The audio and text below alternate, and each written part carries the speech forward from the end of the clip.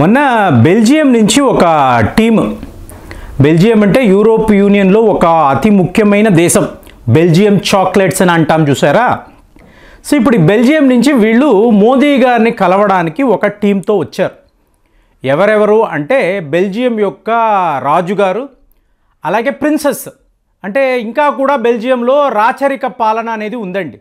So king Philip, అలాగే మీకు princess Astrid అని అంటారు. సో వీళ్ళు వచ్చారు. వీళ్ళతో పాటు వాళ్ళ డిఫెన్స్ మంత్రి, ఫైనాన్స్ మంత్రి.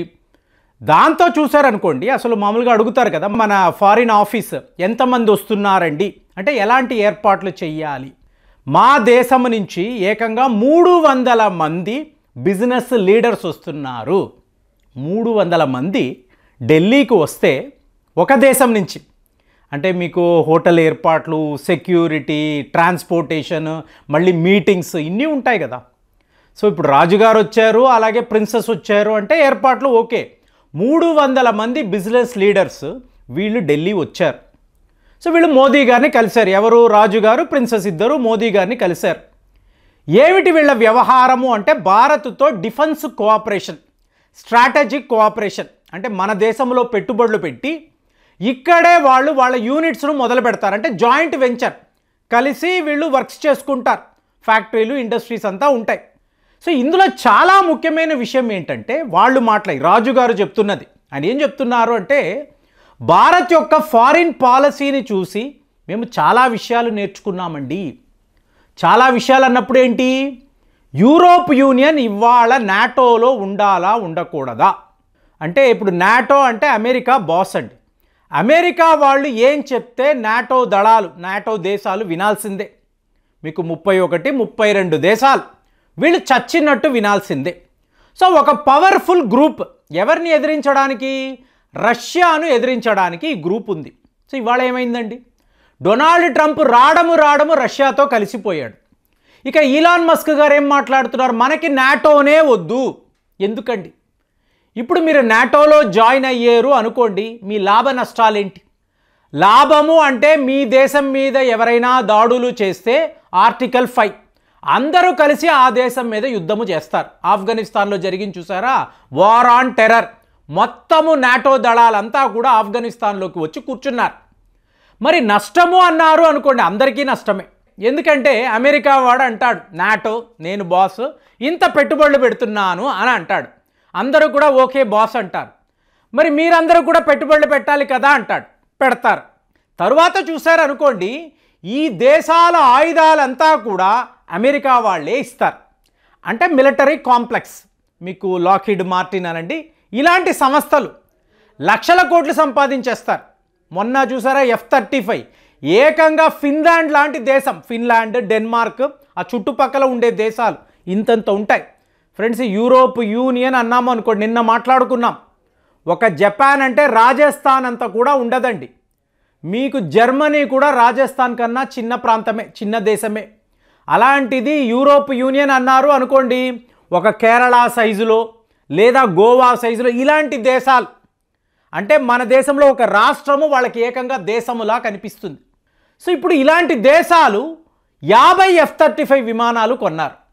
అంటే అమెరికా వాడికి లాభాలు తెచ్చి పెట్టడానికి ప్లాన్ చూడండి. సో ఇవాళ భారత్ను అడిగారు అనుకోండి, మనం ఏమేమి ఆలోచిస్తాము? F-35 కావాలా, సుఖాయ్ 57 కావాలా? దీని ధర ఎక్కువ, సో దీని యొక్క పనితనము కూడా అంతగా లేదు, మీకు సైజు కూడా చిన్నది. అలాంటిది రష్యా వాళ్ళు చౌకగా ఇస్తున్నప్పుడు అక్కడ కొనుక్కోవచ్చు కదా. దీనినే ఏంటి, దీన్నే వీళ్ళు ఏమంటారు? Strategic autonomy. మన ఇష్టం, ఇది నా దేశం, నా దేశానికి ఏది మంచిదో అదే నేను చేస్తాను. ఇక్కడ పరిస్థితి ఉందా? యూరోప్ యూనియన్ వాళ్ళు చేయగలరా? రష్యా వాడు ఎంత చవకగా ఎనర్జీ ఇచ్చినా, గ్యాస్ ఇస్తాడు, ఆయిల్స్ ఇస్తాడు, ఫర్టిలైజర్స్ ఇస్తాడు, గోధుమ ఇస్తాడు, ఇలాగ రష్యా వైపు నుంచి చాలా చాలా సరుకులు, ఎనర్జీ వస్తుంది. కానీ అమెరికా వాడు చెప్పాడు కదా అని చెప్పి యూరోప్ యూనియన్ వాళ్ళు వాళ్ళ మీద శాంక్షన్స్ విధించి ఇవాళ లబోదిబోం అంటున్నారు. కాబట్టి ఏకంగా 22 దేశాలు, అంటే మన ఫారిన్ పాలసీ చూసి, మన డిప్లొమసీ చూసి ఫైనల్గా భారతే విజేత. వీళ్ళు రష్యాతోనూ వ్యాపారం చేస్తున్నారు, అమెరికాతోనూ బేరసారాలు నడుపుతున్నారు. ఇవాళ మనతో కూడా ఫ్రీ ట్రేడ్ అగ్రిమెంట్ వేసుకోవడానికి సిద్ధముగా ఉన్నారు. అంటే అందరితో మీరు ఫ్రెండ్షిప్ చేస్తే, అందరినీ సమానంగా చూసినప్పుడు మీరు ఎక్కడా కూడా ఇబ్బంది పడరు, మీకు ఎటువంటి నష్టము ఉండదు. ఇది భారత్ ప్రపంచానికి నేర్పించిన అతిపెద్ద గుణపాఠం.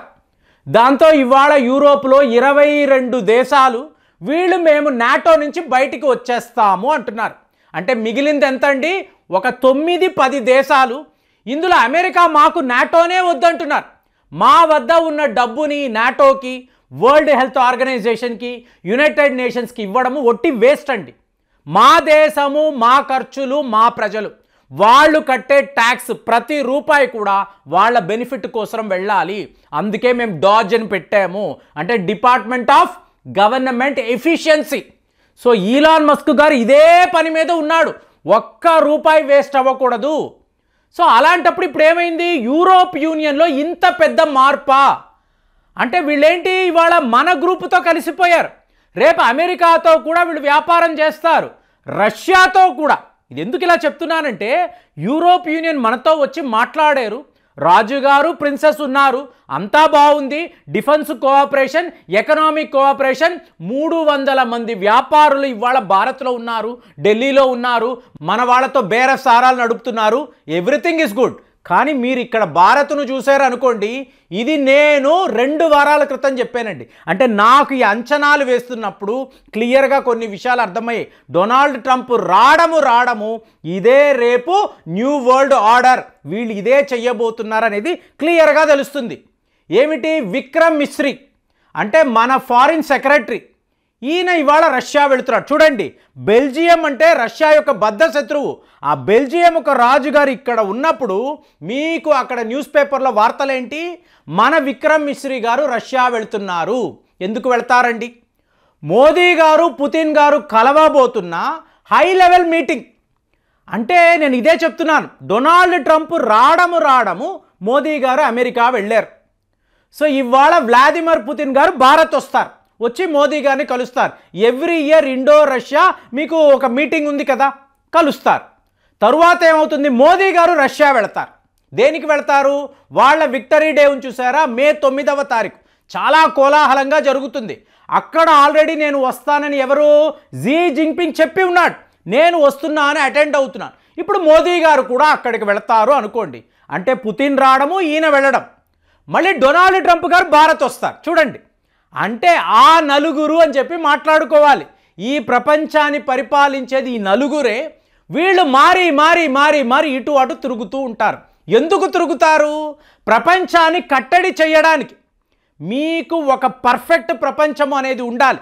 చైనా వాడిని పక్కన పెట్టారు అనుకోండి, అమెరికా, రష్యా, భారత్. సో వీళ్ళ గ్రూప్ ఎలా పనిచేస్తుంది? మీకు పర్ఫెక్ట్ ప్రొఫెషనలిజం, హై డిప్లొమసీ ఉంటుంది, ఎక్కడా కూడా మీ ఫారిన్ పాలసీలో తేడా అనేది ఉండదు. సో యుక్రెయిన్ లాంటి, మీకు ఈ పాలిస్తీనియా, ఇజ్రాయెల్ లాంటి గొడవలు ఉండకూడదు. ఎవరికి అధికారం ఉందో, ఎవరి వద్ద పవర్ ఉందో వాళ్ళే పాలకులు. సో అలాగా అమెరికా, రష్యా, భారత్, చైనాను కూడా కలుపుకోవాలి. ఎందుకు? రష్యా యొక్క ఆప్త మిత్రుడు చైనా కాబట్టి వీళ్ళ ఫారిన్ పాలసీ ఏంటి, దానిని బట్టే ప్రపంచం ఉంటుంది.